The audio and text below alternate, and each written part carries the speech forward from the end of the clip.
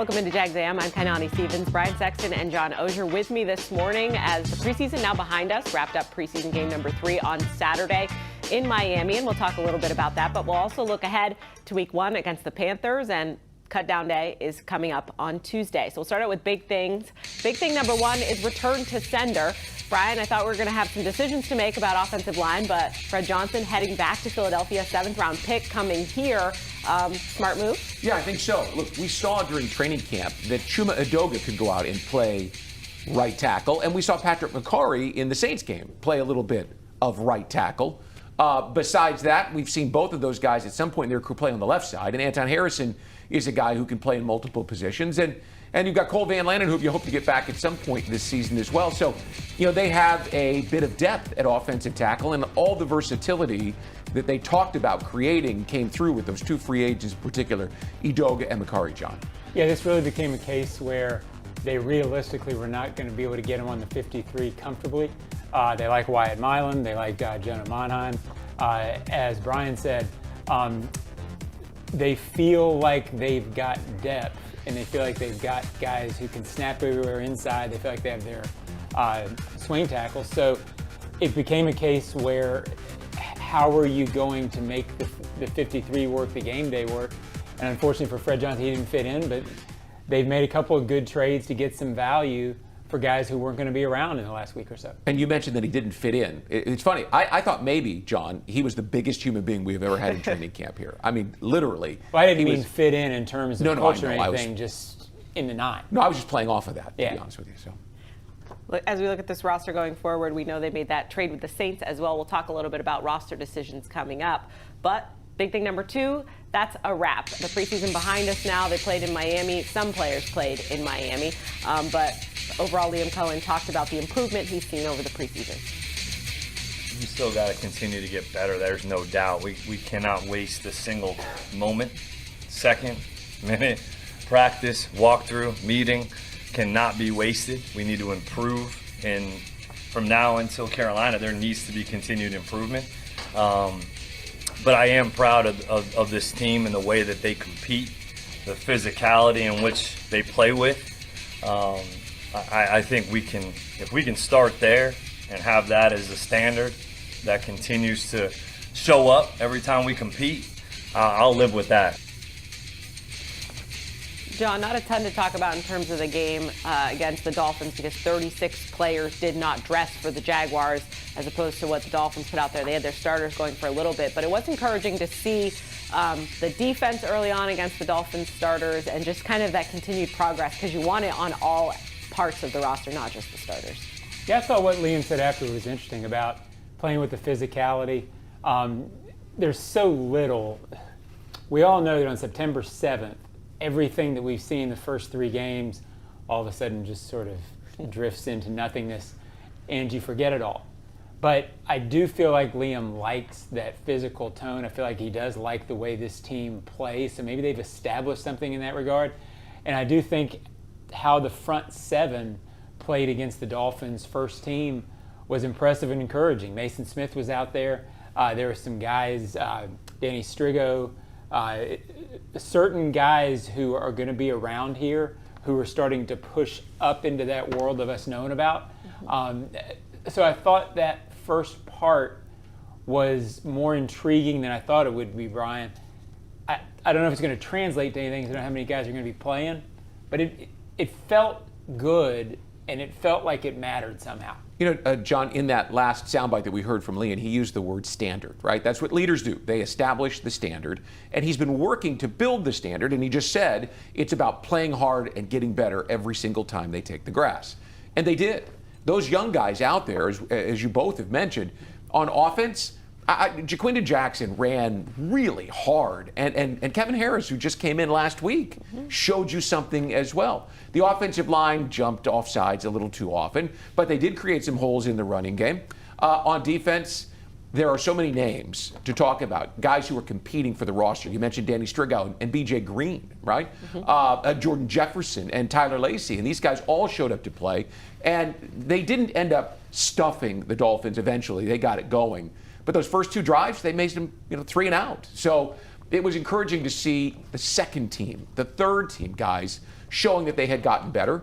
And if that's the standard that the coach believes in and that's the one he set, then mission accomplished at least through the preseason. Our final big thing today is going to be cut day, which is tomorrow at 4 p.m. And head coach Liam Cohen talked about his first cut day as a head coach. You know, so many of these guys, like I told them last night, are been a part of creating our edge and who we are as a team. And so those decisions aren't easy at all, especially as a young coach doing it for the first time, really. Those conversations aren't easy. The decisions aren't easy. But I believe some guys probably helped themselves out tonight in some ways, whether it's for our team or somebody else's team. And ultimately, you want to help guys continue to further their dreams, as well as obviously make our roster as competitive as it can be. Some decisions to be made today, Brian. We talked a little bit about the O-line decisions might be a little bit easier after moving Fred Johnson back to Philadelphia, but any surprises ahead, do you think, or just have to wait and see? You know, I don't think the initial roster will surprise a lot of people, but maybe in the days ahead, John, as players start to become available, guys that other teams let go, that these guys like, then you might see some. You know, John and I were talking before the show. You know, there's some positions where you'd like to get better and where you've got a lot of numbers. Safety's one in particular, where there's 5 or 6 guys that you can make the case for having an impact being on the roster, and you could only end up with 4 of those, or 3 if there's someone else that they like. Yeah, it's going to be an interesting couple of days because I do think they're going to be active, maybe a receiver, maybe a couple other positions where they just feel like that final roster spot needs to be upgraded. It's going to be an interesting couple of days at, as Brian said, safety, corner, linebacker. I'm intrigued. I'm intrigued too. Stay with us here on Jags A.M. We're going to go over that roster and tell you what we think some of those decisions might be.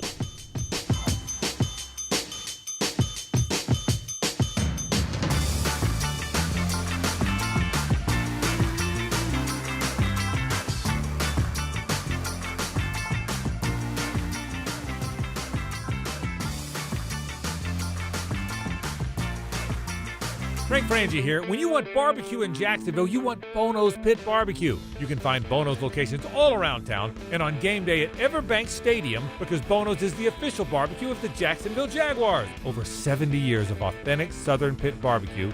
We are the local barbecue joint in BBQval for generations of people in Jacksonville. Go to bonosbarbecue.com to learn more or call 904-880-8310 today. And remember, if you don't see a pit, it ain't legit. The moment you drop off donations at a North Florida Goodwill, your things start new lives. A donated jersey helps someone suit up for success through education and training. A pair of old cleats helps a job seeker step confidently into new career opportunities. Every donation fuels Goodwill's mission to provide education, training, and career opportunities, removing barriers to employment and building brighter futures across our community. To find your nearest donation center and learn more, visit goodwillnorthfl.org. Goodwill, where your things start new lives. It's game time, Jaguars fans. This season, feed your fandom with the Jaguars sub from Publix, the official supermarket of your Jacksonville Jaguars. Wow! Sink your teeth into crispy chicken tenders, boar's head bacon, melted cheddar, sweet coleslaw, and smoky barbecue mayo, all stacked on a fresh white roll. Taste the hype only at Jacksonville Publix locations. Publix, where shopping is a pleasure. Are you ready for a taste bud touchdown? Well, Jags fans, if you're at the bank and craving a snack that's shell-shockingly good, look no further than Luray Peanut Company's boiled peanuts. Picture this, you in the stands, cheering on your Jaguars, and in one hand, a bag of piping hot boiled peanuts. With original or Cajun to choose from, they're so delicious, you'll wonder where they've been all your life. So grab them while they're hot and get back to the game. And as always, Duval! Luray boiled peanuts, where every nut is a winner.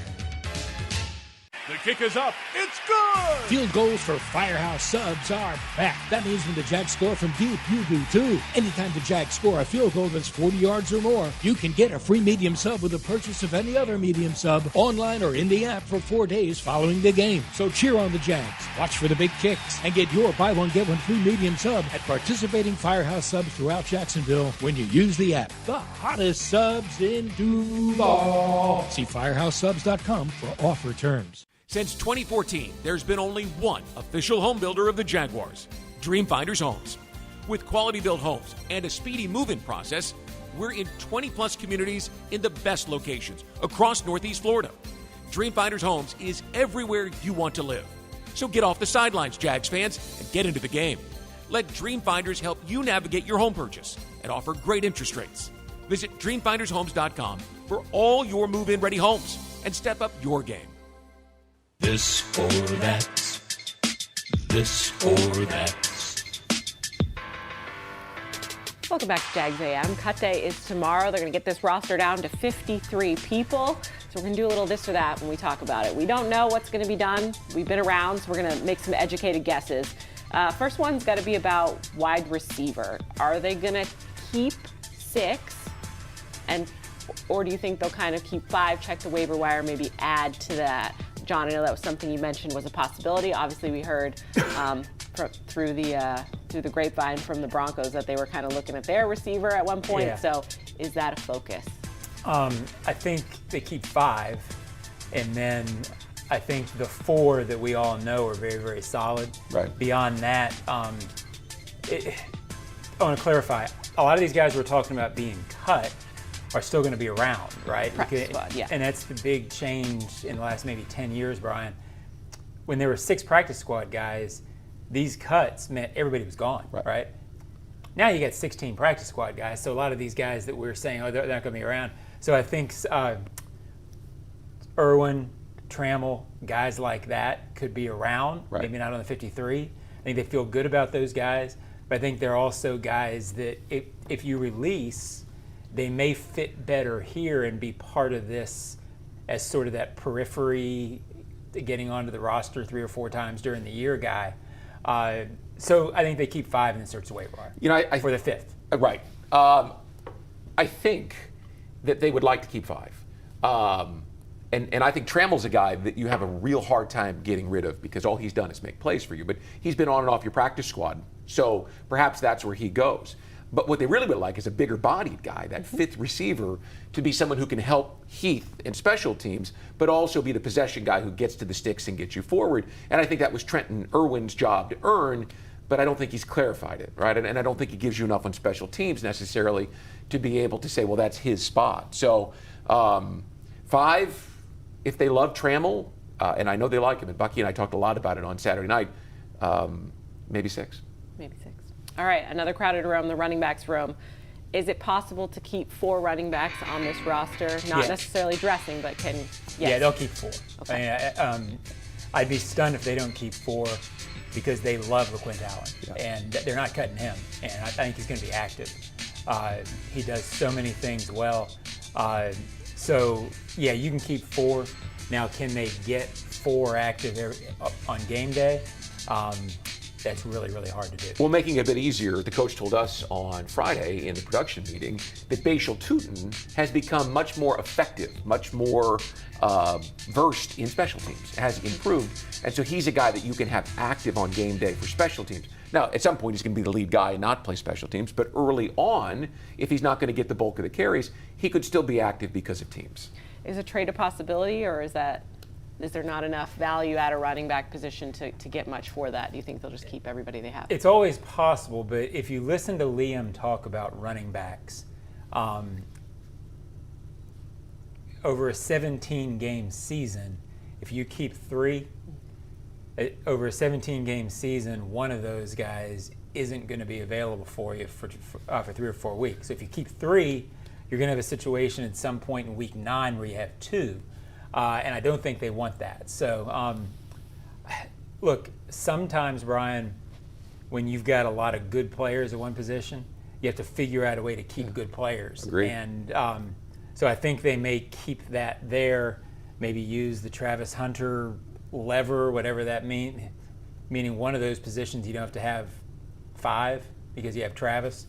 Maybe they got cheated a little bit, in their numbers by doing that. I thought Ryan O'Halloran, 10 days ago, wrote a really compelling column about could you trade Tank Bigsby? You're not going to trade either of the rookies, obviously, and you can't really trade Travis Etienne because he's playing with a $6 million, 5th-year option. So then you have to decide, well, I mean, is what I'm going to get back worthy of what Tank is. And I think Tank's had a really good camp. Yeah. And he's different in that he is a guy who can play with power, and he's got that big play explosive potential. He showed us in the game against New Orleans, just like he had last year against Houston. He's got the ability to do that. So I don't know why you trade any of these 4 guys, because all of them can help you win this year. Why send them away and have them help someone else? Yeah, if you're not going to get much back, I think that's a very smart move. So potentially 4 running backs on this roster. And then as we look ahead to tough cuts, this was before we had the Fred Johnson trade. So what do you think the toughest group to cut down is going to be? Obviously, I had my eyes on safety. I think offensive line at one point would have been a little more difficult. Brian, what do you think the toughest position to get down on the cuts will be? I think you hit it with safety, because you've got your 4. You've got Eric Murray, obviously, and Dewey Wingard that you think very highly of. And Antonio Johnson has become a special teams guy. And here's where it becomes interesting. Daniel Thomas has been one of the best special teams players on this team for a number of years now, and Heath has a lot of confidence in him. But they drafted Rayon Lane to play special teams as well. So you've got a bunch of guys, and it's not a position where you normally keep 5. So you don't keep 6. Safety, and we already covered the one. I think running back is the toughest, because you've got 4 guys there who they know can play in the NFL and play at what they would think of as a winning level. But safety, for the reasons Brian mentioned, safety is going to be a tough cut. And I think Daniel Thomas makes it particularly tough because he's such a good special teams player. And we're looking at video of Darnell Savage. I didn't even mention him. Right. Yeah. And he's got a cap number that's pretty sizable this year. And the Jaguars already have more than $50 million in dead money. So that kind of makes you lean into how much more dead money do we want. Some different groups to keep an eye on. Decisions will be made tomorrow by 4. Stay with us, though. We got some hot takes coming up about the start of the season.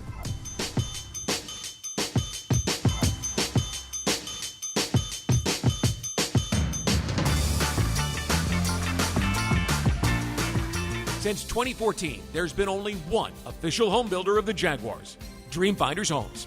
With quality-built homes and a speedy move-in process, we're in 20-plus communities in the best locations across Northeast Florida. Dreamfinders Homes is everywhere you want to live. So get off the sidelines, Jags fans, and get into the game. Let Dreamfinders help you navigate your home purchase and offer great interest rates. Visit DreamfindersHomes.com for all your move-in ready homes and step up your game. It's game time, Jaguars fans. This season, feed your fandom with the Jaguars sub from Publix, the official supermarket of your Jacksonville Jaguars. Wow! Sink your teeth into crispy chicken tenders, boar's head bacon, melted cheddar, sweet coleslaw, and smoky barbecue mayo, all stacked on a fresh white roll. Taste the hype only at Jacksonville Publix locations. Publix, where shopping is a pleasure. Ride Now Power Sports is a proud partner of the Jacksonville Jaguars. Jaguars football fires up your Sundays, and a Yamaha boat or wave runner brings on-the-water thrills to get you through the other 6 days of the week. Check out the extensive Yamaha watercraft selection that must go at the Ride Now Power Sports Beach Boulevard and Jacksonville locations. Their prices will not be beat. You and the Jaguars can both win this season. Just mention Jaguars at the time of your purchase. Online at ridenow.com. What's the best part about lawn care during the winter? You can give it a rest. Lawns only need watering up to once a week. Really, that's it. Using less water means you're saving time and money that you can put towards something else. Before you run your sprinklers, remember, give it a rest and only water up to once a week. For more information, visit waterlessflorida.com. Watch the game, host your crew, or just unwind at BC Grill and Patio at Sheridan Jacksonville, part of the Marriott family of hotels. Enjoy craft cocktails, tasty bites, and indoor-outdoor seating perfect for watch parties, happy hours, and events. Mention this radio ad for 10% off food and drinks. Visit SheridanJacksonville.com or call 904-564-4772. Chelsea here from Renewal by Andersen. You've seen and heard our ads where I talk about Renewal by Andersen's exclusive Fibrix material being twice as strong as vinyl, incredibly energy efficient, and custom built to fit your home perfectly. But if you haven't reached out yet, now's the time. August only. Renewal by Andersen is offering triple savings. $300 off every window, $825 off every patio door, plus 0 down, 0 payments, and 0% interest for 12 months. Don't wait. Schedule your free consultation today at bestwindowsflorida.com. License number CGC 1527613. Welcome back to Jags A.M. Hot Takes today brought to you by Firehouse Subs. The preseason is behind us. We get real football very, very soon. September 7th, first game of the season against the Panthers, and kind of a wrap-up of the training camp season. We don't always put a ton into the preseason games specifically, but as a whole, Brian, what's your hot take or what's your takeaway from this time? Well, we thought that we would see dramatic improvement in the Jaguars' running game. It was an area of need. It's what Liam Cohen did so very effectively last year in Tampa, and we've seen it on the practice field. I, in particular, have been beating that drum, talking about what it means for the quarterback, and you've written about it, John. However, in getting to know Anthony Kainani a little better and seeing how his team has gotten from the first preseason game to the third preseason game and shown improvement in almost every respect, sacks, not takeaways, but really effective football, I think that this defense could be as big or bigger story than the running game by the time we get to the end of the year. In particular because Kainani talked on Friday in the television production meeting about people over plays and the culture that he was trying to build in the room about self-sacrifice, about caring for the guy next to you. And that all, it sounds good and it doesn't necessarily mean anything, but we saw the threes, John, out there. And you had Strigow and Green who were fighting against each other, but each guy got a sack and they were celebrating with one another, right? You had Tyler Lacey and Jordan Jefferson. You had Yasir Abdullah and Dennis Gardeck. I mean, these guys were in a position where they were playing for their football lives because those were the battles that were identified to us, and they came through and played really well. And I just think that this defense and its culture of people over plays has created a tighter-knit group that cares about each other. And he said to us, if you don't care about each other, you don't really have much of a chance. Right. And these guys really do. You saw the veteran players on the sideline, you know, who were locked in. Andrew Wingard said to us after the game that he spent the whole game watching the young guys and was proud of them. So there's something to that, and I think this defense might be as big a story in terms of its improvement as the running game. Yeah, I think there's a lot to that because I think they're going to believe in the direction defensively all season. And it's clear from the comments that they've made in the offseason that wasn't quite the case last year. That's a big deal on defense. Interestingly, on defense, I think a few guys are really key. It's hard to judge any of this, right? Because we really only saw the first team for 3 series. So how do we get a real feel for what they're going to show? I think Gardeck is really, really interesting in the pass rush because he can give them something. And it's silly to say Travis Hunter's been overlooked, but I haven't talked about him a whole lot on defense. If he and Jordan Lewis are the sort of takeaway guys that they've shown at times, Travis in his career and Jordan Lewis out here, and they're starting, all of a sudden you've got some elements that can disrupt the opposing offense. So I think those guys get real interesting once they're playing the entire game. I went the other direction. I went with offense. And when Liam Cohen was talking after the game the other night, something just struck me of, we haven't seen this guy game plan yet, right? We know he's got tools. We know he's got 4 running backs that he likes. We know he's got wide receivers. But you don't game plan during the preseason. And this guy is a play caller. We've seen situations on the practice field where he has schemed guys open. I don't know if this is going to be a great, elite, top 5 offense yet this year. I do believe that there's going to be a lot more big plays, a lot more explosives. Liam creating opportunities for these really fast guys. To me, Brian, a marginal uptick in short yardage running. Oh, yeah. Coupled with, 9 more explosive plays in a season gives you 1 every other game. How much of a difference would that have made last year if you get 7 more points in 5 games? So that's what I always look for. How can you improve? That element is the thing that we haven't seen yet that I'm intrigued when the season starts. And since you're talking about intrigue, improvement in the short yardage running game, as we've seen, isn't just going to be lining up and running through the A-gaps, right? And blocking better or hitting the right hole. They're going to use the jet sweeps. They're going to use the quick screen game. They're going to use slants. I mean, they're going to find a lot of different ways to keep the offense on the field. And we've seen the last couple of years, the offense has been so ineffective on third down, we've never gotten to see a rhythm. You know, anything that the coach could get into the third and fourth segments of his playbook, he was always in the first segment because you had to do the fundamentals right, and they didn't. So I'm excited to see that too. Me too. I'm going to build off a little bit of what John was talking about with the offense, because I said, how about a hot start? Because why not? Let's think positive. I've got my teal-colored glasses on. I'm going to think positive about this because I think sometimes it's a benefit when people don't know what you're going to bring out there because we don't know what we're going to see. The opponents don't know what they're going to see. So I think the Jaguars are going to start out hot. The Panthers, I think they get a win. The Bengals always start slow. So I'm going to be optimistic and go with a little 3-1 to start the season is my When was the last time? Well, it's been a long time around here since we've seen a hot start, a fast start for a Jaguars team. And it's hot weather here, so why not have a hot start? That's what I'm going with. But I'm just going with John, what we're talking about. We don't know what we're going to see yet. Right. They don't know what they're going to see out of the Jaguars, so let's think positive. Yeah, I again, the next couple of weeks, I know I'm answering a lot of those own questions. What do you think? What do you think? It's so hard because even after preseason now, when you only see 3 series, okay, we saw a little bit. I like first-team offense. I like what we saw at Trevor, but we didn't see any scheming. So what's it going to look like? And it's going to be fun the first few weeks to see what this looks like. Something will happen. Yep. We'll be here to see it. Stay with us. We'll tell you what's coming up the rest of the week before the start of the season.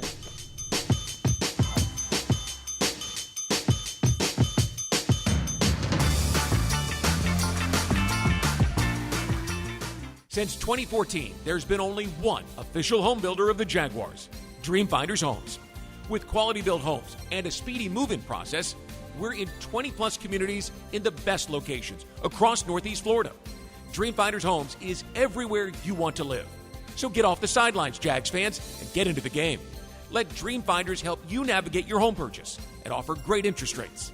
Visit DreamfindersHomes.com for all your move-in ready homes and step up your game. Chelsea here from Renewal by Andersen. You've seen and heard our ads where I talk about Renewal by Andersen's exclusive Fibrix material being twice as strong as vinyl, incredibly energy efficient, and custom built to fit your home perfectly. But if you haven't reached out yet, now's the time. August only. Renewal by Andersen is offering triple savings. $300 off every window, $825 off every patio door, plus 0 down, 0 payments, and 0% interest for 12 months. Don't wait. Schedule your free consultation today at bestwindowsflorida.com. License number CGC 1527613. What's the best part about lawn care during the winter? You can give it a rest. Lawns only need watering up to once a week. Really, that's it. Using less water means you're saving time and money that you can put towards something else. Before you run your sprinklers, remember, give it a rest and only water up to once a week. For more information, visit waterlessflorida.com. Frank Frangie here. When you want barbecue in Jacksonville, you want Bono's Pit Barbecue. You can find Bono's locations all around town and on game day at Everbank Stadium because Bono's is the official barbecue of the Jacksonville Jaguars. Over 70 years of authentic Southern Pit barbecue. We are the local barbecue joint in BBQval for generations of people in Jacksonville. Go to bonosbarbq.com to learn more or call 904-880-8310 today. And remember, if you don't see a pit, it ain't legit. It's game time, Jaguars fans. This season, feed your fandom with the Jaguars sub from Publix, the official supermarket of your Jacksonville Jaguars. Wow! Sink your teeth into crispy chicken tenders, boar's head bacon, melted cheddar, sweet coleslaw, and smoky barbecue mayo, all stacked on a fresh white roll. Taste the hype only at Jacksonville Publix locations. Publix, where shopping is a pleasure. When disaster strikes, trust the experts at Surf Pro. As a proud partner of the Jacksonville Jaguars, they bring the same dedication and precision to restoring your property as the Jaguars do on the field. Whether it's water, fire, or storm damage, their highly trained professionals are on call 24/7 to make it like it never even happened. Surf Pro, your local leader in restoration and cleanup. Jags fans, if you want customized Jaguars furniture for your home, check out zipchair.com to browse all the customizable options. ZipChair is furniture for fans. I feel good. I think the work we've put in will show during the season, the work we put in during camp. Today wasn't our best showing, but Grant made a great point to the quarterbacks after practice. At the end of the day, we're not going to be judged on how today went. That this is just today, and you put it in a box, you learn from it, you move on. That doesn't determine what we do in week 1 versus Carolina, just like tomorrow won't determine necessarily what we do in Carolina. It's just an accumulation of all the days and taking all the information in and learning from it, growing from it, and understanding that it's all making us better to get us to a place to where by week 1 we're ready to go. That was Trevor Lawrence after joint practice in Miami. The last we saw of him for training camp because he didn't play in that final preseason game. But we're talking about Liam Cohen, what to expect from him. We need to see more out of Trevor this season. Yeah, it's going to be a fascinating storyline early. I thought there's been a lot of times during training camp, Brian, where I liked what I saw from Trevor. There were other times, such as Thursday, where he was the first to admit too sloppy. Realistically, it makes sense that there would still be growing pains in a new offense with new footwork, etc. I feel like he's going to start off at a solid level, and I'm curious to see when solid can turn into spectacular. But that's the storyline for the first, 6 weeks? Yeah, he sounded like a coach there. I mean, talking about a growth mindset, I appreciated that. I hadn't heard that from him in recent years. It always felt like he was regurgitating what the coaches had talked to him about, and this time he was explaining it in greater detail. I asked him on Friday about his leadership because I've seen and I've heard a different Trevor Lawrence this year, and he said that Liam's program, the way that Liam handles things, has allowed him to step up and to be more of a leader, still retaining his own individual qualities because he's never going to be a loudmouth, but he really appreciates the position he's in to rise to the challenge that Liam gave him to be the quarterback, to be the guy that leads this team. And I've seen it from him consistently in August. It was great to hear him say that in that soundbite, and then even more to tell us that he really believed that Liam was setting the table for him to do it. Yep, I think the setup is there. It'll be his to take advantage of. Cutdown day is tomorrow. We're not going to be here for that.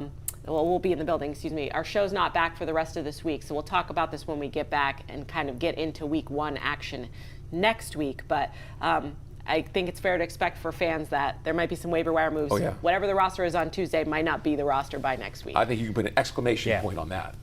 So we'll keep an eye on that, and we will see you next week. Enjoy your last weekend free of NFL football, but then we'll be back for the real deal week 1.